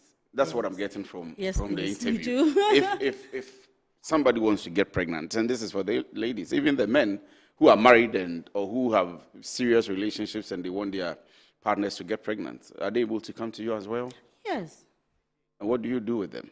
We offer other services apart from family planning. Yes. So we are transitioning from, we now want to take total care of a woman. So everything concerning a woman, we are able to offer it for you. So whatever thing is bothering you, you just call our contact center. And if it's something we can help you with, we just offer you the service. So apart from coming on Metro TV today, what's happening today, World Contraceptive Day? Why is Marie Stopes championing the agenda? Why are you taking center stage? Okay, so for Marie Stopes, it's something we've been doing already. It's just to lay emphasis on what we've already been doing. So we are saying that come over to our centers, talk to us, go through consultation, free counseling. You are not paying from this time. For today? From this time till the end of month. Okay. You're having a free counseling. Oh, but the month is almost ending. Today is 26th. Yes, but we are doing. So you should do at least a full month. We are doing other stations. We started long ago, not now. Okay, so those who are able to visit our centers are having free counseling done for them, and when they're able to take a method, we give them a discount. And then when they come and you give them the discount, you continue to provide care for them? Yes. Or if there is a complication, for example, if you give somebody a medicine or care and there is complication, what happens? You call, you let us know about it. And do you take care of it yourself? Do you refer the person to Kolebu? Or it's not something that needs to be referred. Yes, but we have a collaboration with Ghana Health Service. Yeah, so if it's something we are not able to handle, we refer you to the next one. But it's not something we will not be able to handle. Do you work with the Ministry of Gender and Children? For that, I don't have. You don't at all. I don't. Because you are working with women in your lineup, in your line of duty, and so I mean, on a day like this, I'm sure the Ministry of Gender will be interested how women's reproductive system are being supported or trained on, and so on and so forth. And so, you don't need a collaboration. Do you want them to come on board with you? Yes, they definitely would, because it's not just the World Contraception Day. There are other things we are offering, like I said earlier. So if there's a need for them to come in, we will definitely bring them on. I'm going to let you go, but give me, tell the people of Ghana who are watching you now, give us a reason to come to you. There may be other centers, of course, what we all know. And when you came in, I told you that I heard a lot about Marie Stopes, even though I'm yet to come in there or bring in somebody there. But yeah, we'll be expecting you. Oh no, you can't expect me. Please come. You'll be bringing someone. So I will come in. I will come in as a guest to you and to see what you're doing there. Maybe give you news coverage. That'll be fine. Yes. But not what you're expecting me to come with. So tell us, and then maybe your contact details, how we can get to you and all of that. Why Ghanaians should come to you, your contact details, and then I can let you go. Okay, so we are asking Ghanaians to come to us because Ghanaians are already aware of what Marie Stopes does. And so they should reach out to us and let us, whatever thing that's bothering them concerning reproductive health, we are always available. We are not far-fetched. We are not far-reached. When you go online, our numbers are there. When you type Marie Stopes International, you find our toll-free line is also online. when you get through with that, you'll feel like you're not paying a dime. Just get through to us, call us through our contact centers, and then we will take care of you. You have a Facebook page, social media pages? We do have social media pages. I think Twitter, Facebook. We are all over the place, so you find us. Thank you very much. Thank you too for having me. I'm grateful that you have been here, and we'll come and learn more. Please come. We'll come and learn more. Thank you very much. Thank So you too. that's it. World Contraceptive Day today. I'm moving on to my next and last one for the day. I'm sure that you have enjoyed the show as it is today. There are people who are asking me why I am not allowing messages today. Forgive me. I haven't put out the number today, but people who have it are still sending in their messages. My last one will be with my very good old-time friend, all the way from University of Ghana. We call him Ernesto Yeboah, and he's been a freedom fighter as long as I have known him. He hasn't stopped. Unfortunately, I have just a few minutes for him. Maybe next week we'll continue with him. But once he's here, we'll welcome him into the studio. Ernesto, I won't forgive you're welcome. you. I won't forgive you for giving me just a few seconds. Forgive me, I am your brother. So, I mean, well, on air, we will talk. But behind, when we leave here, we'll be talking. We'll be talking. So, what it is that on Monday, the African Unity Walk was held in response to the recent Nigerians Must Go protest. The walk was organized to reaffirm Ghana's commitment to welcoming our African brothers and sisters and to reject all divisive tendencies against foreign nationals. The central message is simple. We are one people, united by our shared identity as Africans. And following the walk, the convener, my brother, Mr. Ernesto Yeboah, leader of the Economic Freedom Fighters, has come in here to amplify the campaign. And so I'll leave him to it, to explain to us what the campaign is about, and then we'll do maybe one or two questions before we let him go. And then maybe next week, we'll get time to detail it. Ernesto, you're welcome. Thank you very And much. I hope you're doing well. The struggle continues. People say you're always fighting. But we have no choice, unless the conditions are such that it doesn't require us fighting. You are protesting, you are fighting, you are writing, you are absolutely every day of your life. Absolutely, because our father Kwame Nkrumah told us that the struggle continues. He himself fought for the political independence of Ghana, not for its own sake, but fought for it because he felt that it was the only way that we could obtain economic freedom. Many years after he joined Ancestors, we are still battling with the question of economic freedom. And so we feel that this is a more opportune time to be highlighting his vision and to be drawing attention to it and be walking and working towards it. And you think we don't have economic freedom yet? No, we don't. I mean, look at Ghana Statistical Service's own, report. Are we happy with it? I mean, look at the IMF World Bank's report on Ghana. Are we happy with it?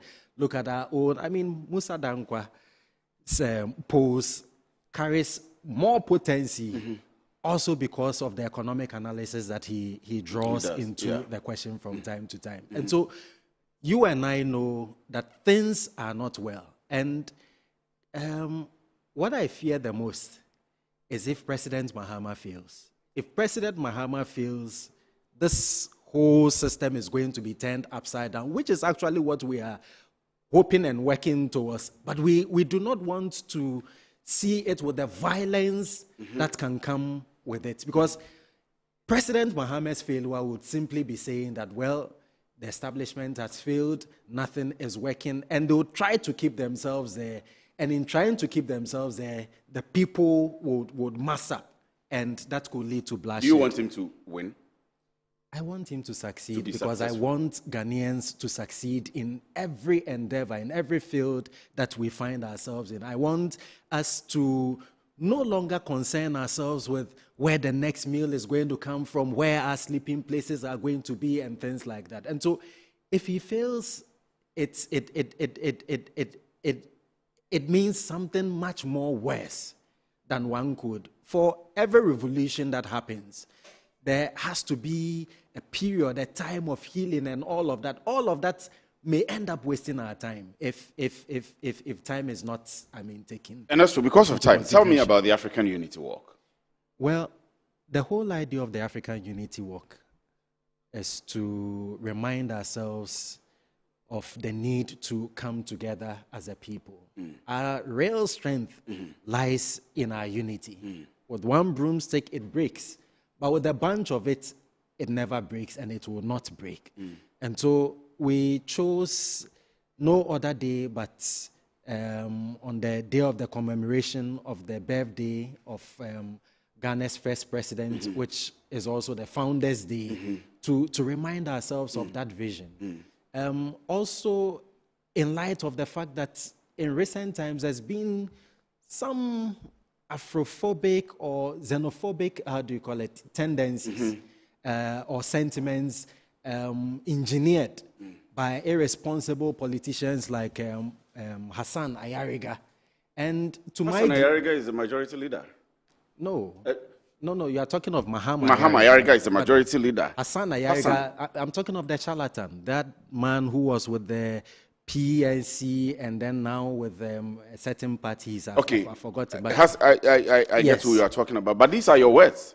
Yes, you're calling him a charlatan. But he is. Who doesn't understand or know Hassan Ayariga's politics in this country? What real politics does Hassan Ayariga put to the table of the politics of this statesman? For and what? You call him a charlatan? Statesman for what? For engaging, in his kind of politics. I'm not proud of the kind of politics Hassan Ayariga engages in. That's this your personal opinion, but it doesn't make him a charlatan. Coughing for Mahama at one point in time at presidential debates, and then the next moment saying Nigeria must go. He, Hassan Ayariga himself. And the irony, he attended school in Nigeria, Brewa College. So at the time when he was attending or accessing education in Nigeria, if Nigerians also got up and said, Ghana must go, he would have been without education. And so it is completely irresponsible of his kind and ilk to step up and say that Nigeria must go. Do you know? Is a work against Hassan Ayariga, or it's against the tendencies of It's a response to the xenophobic and Afrophobic tendencies that is being engineered. And he happens to be at the center of a part of it. Exactly. And so you don't want the people to go back? The people that are parading as chiefs and leaders here? People who say that don't understand our history. We are one thing. We are Africans, and that is it. No African is a stranger in Ghana. No African is a visitor in Ghana. Every African has a home here in Ghana. Why? Because our history tells us that Osajifo brought Africans from many other places in order to network and build a future where we have a united Africa, we have one passport, we have one standing army, we have one president, we have one, You're well versed in sovereignty, in diplomacy, so you understand that Ghana is a sovereign nation. Every African country is a sovereign nation. So in as much as we have the AU, we have ECOWAS, we have all of them, and we can go into Nigeria and live there, everybody can come into Ghana and live there. There are limitations and boundaries. So if there are any persons who are breaking the law, let's let the law take its course. Why do we say all Nigerians must go because we caught one Nigerian criminal? Are Nigerians saying all Ghanaians should leave because one criminal? But has he said all Nigerians must go? But that's a campaign he's been on, that Nigerians must go. All Nigerians must go. Yes, if President Mahama doesn't lead that charge, he is going to, completely irresponsible. I'm not sure if I've heard him say all Nigerians must go. We have watched some of his footages. I could send it. They sting so much that it disturbs me to go back and look for it and hand it to you. But for your sake, I can do that. Thank you very much. Most grateful to have you. So forgive me once again for keeping you in and then having this short time for you. But Ernesto Yeboah, as I said earlier on, is my brother, and he's always championing the agenda of African unity. And he says that until the total liberation of Ghana, economic freedom, he will not rest. And of course, those people calling for Nigerians to leave, he's against.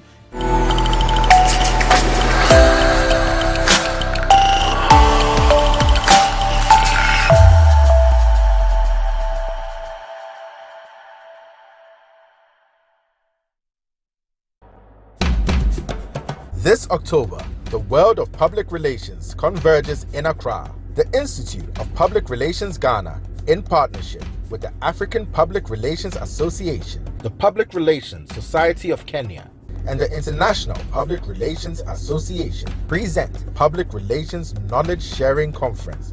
Also happening here in Ghana, 70th anniversary edition of the prestigious IPRA Golden World Awards Gala. Conference theme: Global Realities and Innovative Communication. 1st to 3rd October 2025 at the Accra International Conference Center. Time 8:30 a.m. each day. Featuring His Excellency John Dramani Mahama as special guest of honor and keynote speaker, alongside global voices from Wikimedia Foundation, OpenAI, and more. The IPRA Golden World Awards Gala is on 3rd October at 7:15 p.m. at the Movenpick Ambassador Hotel, Accra. Be part of this historic global gathering. Register today at www.iprghana.org or call +233 500 481 062.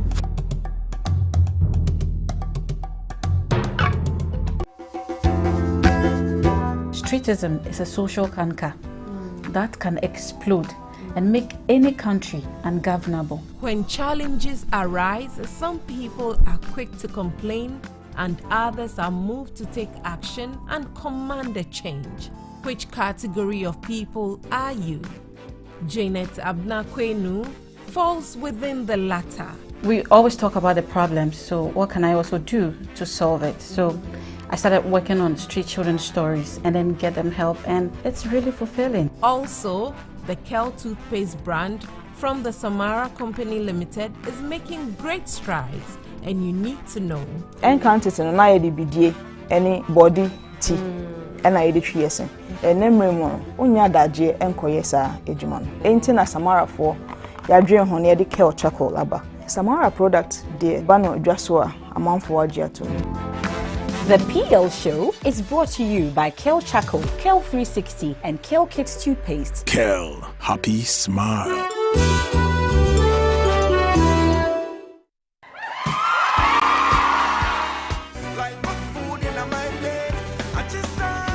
And here we go. Don't go to what? I was christened, he said, today, this afternoon.